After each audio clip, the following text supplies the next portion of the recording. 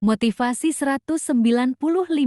Cara memahami rencana dan kehendak Allah. Memahami perspektif Allah SWT dapat membantu kita dalam memahami rencana dan kehendaknya dalam kehidupan kita. Berikut adalah beberapa cara untuk memahami perspektif Allah SWT. Pertama, membaca Al-Quran. Al-Quran adalah firman Allah SWT yang diturunkan kepada Nabi Muhammad SAW. Dalam Al-Quran, kita dapat menemukan pengajaran tentang rencana dan kehendak Allah SWT. Kedua, mengikuti sunnah Nabi. Sunnah Nabi Muhammad SAW adalah contoh yang baik dalam memahami perspektif Allah SWT. Nabi Muhammad SAW adalah utusan Allah SWT yang telah menunjukkan jalan yang benar dalam memahami rencana dan kehendak Allah SWT. Ketiga, berdoa dan berzikir. Berdoa dan berzikir dapat membantu kita dalam memahami perspektif Allah SWT. Dalam berdoa dan berzikir, kita dapat meminta petunjuk dan bimbingan dari Allah SWT. Keempat, membaca kehidupan. Nabi-nabi dapat membantu kita dalam memahami perspektif Allah SWT. Ulama telah mempelajari Al-Quran dan Sunnah Nabi, sehingga mereka dapat memberikan petunjuk yang benar dalam memahami rencana dan kehendak Allah SWT. Cara untuk memahami rencana dan kehendak Allah SWT. Membaca Al-Quran. Pertama, membaca dengan pemahaman. Membaca Al-Quran dengan memahami makna dan konteks ayat-ayatnya. Kedua, mencari tafsir.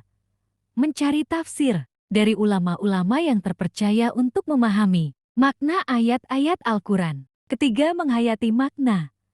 Menghayati makna ayat-ayat Al-Quran dan mencoba untuk menerapkan dalam kehidupan sehari-hari. Mengikuti sunnah Nabi. Pertama, membaca hadits. Membaca hadits-hadits Nabi Muhammad SAW untuk memahami sunnah dan kehendak Allah SWT. Kedua, mengikuti contoh Nabi. Mengikuti contoh Nabi Muhammad SAW dalam kehidupan sehari-hari, seperti dalam beribadah, berinteraksi dengan orang lain, dan lain-lain. Ketiga, mencari fatwa. Mencari fatwa dari ulama-ulama yang terpercaya untuk memahami hukum-hukum Allah SWT. Berdoa dan berzikir. Pertama, berdoa dengan tawadu.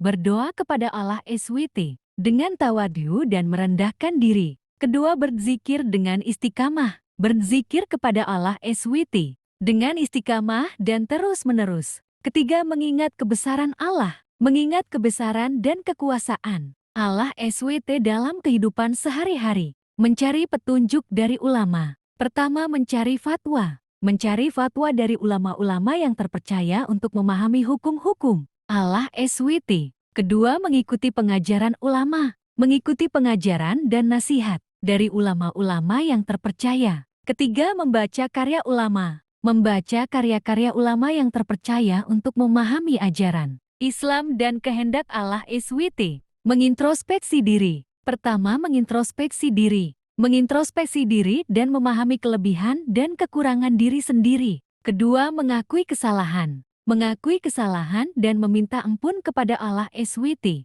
Ketiga, mengambil pelajaran. Mengambil pelajaran dari kesalahan dan mencoba untuk memperbaiki diri sendiri.